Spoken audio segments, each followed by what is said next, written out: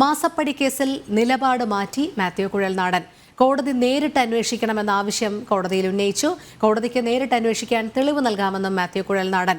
Vigilance അന്വേഷണം വേണമെന്ന പഴയ നിലപാടാണ് കുഴൽനാടൻ തിരുത്തിയത്. ഹർജി ഏപ്രിൽ 12-ന് പരിഗണിക്കും. കരിമണൽ ഖനനത്തിന് CMRL കമ്പനിക്ക് വഴിവിട്ട് സഹായം നൽകിയെന്നും പ്രത്യുപകാരമായി മുഖ്യമന്ത്രിയുടെ മകൾ വീണ വിജയന് CMRL കമ്പനി മാസപ്പടി കൊടുത്തുവെന്നുമാണ് കോൺഗ്രസ് MLA മാത്യു കുഴൽനാടന്റെ ആരോപണം. ഇതിൽ താൻ നൽകിയ പരാതിയിൽ വിജിലൻസ് നടപടിയെടുത്തില്ല എന്ന് ചൂണ്ടിക്കാട്ടിയാണ് തിരുവനന്തപുരം വിജിലൻസ് കോടതിയിൽ ഇദ്ദേഹം ഹർജി നൽകിയിരുന്നത്.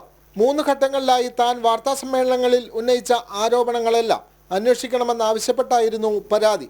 രേഖകൾ സഹിതമാണ് അദ്ദേഹം വിജിലൻസ് കോടതിയിൽ പരാതി സമർപ്പിച്ചത്.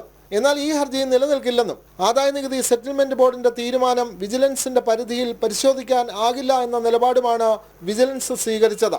പക്ഷേ ഇന്ന് ഹർജി കോടതി പരിഗണിക്കവേ മാത്യു കുഴൽനാടൻ തന്റെ നിലപാട് മാറ്റി.